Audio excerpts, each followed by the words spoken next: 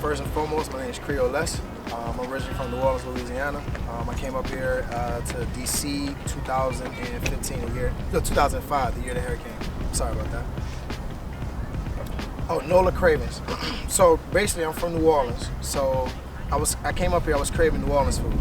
So what ended up happening was, I was like, man, I gotta make this. I gotta try to figure out, because I couldn't find the right recipe, because I went to the Wharf, man. Shout out to the Wharf, but their gumbo is horrible. You dig? So we ended up starting with the gumbo, man, and I actually sat down with my grandmother, and she taught me her recipe. They usually pass it down to the women, but I'm the oldest grandson, so she passed down the recipe to me. So I took it, did a couple of tweaks to it, and then next thing you know, I go gumbo, and I say, hey, NolaCravings, because people will be craving New Orleans food after they have mine. Oh, that's my baby. I got it tatted on me and everything. I love my grandmother to death. So it originally started I wanted to learn all our signature dishes. I can be straight up, I never wanted to be no chef. I'm not gonna lie to you. I just wanted to cook. I never wanted to depend on a female to make food for me. I wanted to do it for myself. So I called my grandmother up. I want to learn how to make red beans. She teach me a recipe. I tweak it to my liking.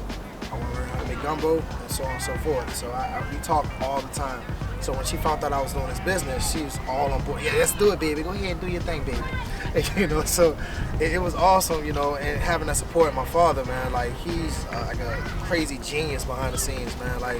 He's all about the ins and outs of how do you structure your business and how to make sure you stand apart from everybody else.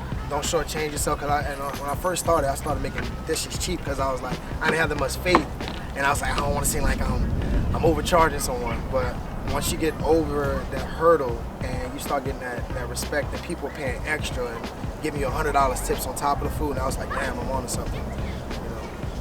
Let me tell you what's funny. And I know everybody and their mother, when you first start your business, have an idea what you should be doing. When I say, no disrespect to nobody or anything like that, but when you sit down and try to get your menu together, I'm not trying to copy Crab Boss. I'm not trying to copy Chef G. I want to be me. It's just one of those situations where it's food. It's just like rap lyrics. You don't know who's original or nothing, because at the end of the day, people just come up with all kinds of stuff. So with me, I want to be king of the flavor. I don't care what dish you go with. I'm going to go toe-to-toe with you. I'm going to kill you with the flavor. Your presentation probably look better, but my flavors is unlike no other, So, and I think that to my fiance. She literally, if something's bad, I got to trash it. Nah, we ain't putting it up there. My fiance, she always straight up to hey, let's get it together. My brother, Rashad, he's like, man, we gotta keep on molding. He's like my worst critic. I'm not liking it. Do it over. I'm like, damn, bro, I just did it. But you need people like that on your team. When you messing up, when you feeling like you're getting too big-headed, you need to come down to reality. And I don't have a problem. Give you an example. Every 1,000 followers I receive, I give back.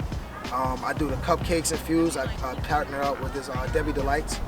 Phenomenal ladies. If you ever had a dessert that has the liquor infused with it, when I say she has the perfect balance to where you don't be feeling like it's too much alcohol or anything, Debbie Delights is phenomenal. I actually partnered up, got my car through a friend named Kevin. It's DMV Auto. It's just these partnerships I developed with everyone. It's just been so awesome. They got me in my truck to where I can actually deliver the food to everyone and have my kids with me as well. So seeing all this stuff, networking, and actually seeing how many people behind me, actually sitting down with you has been awesome as well.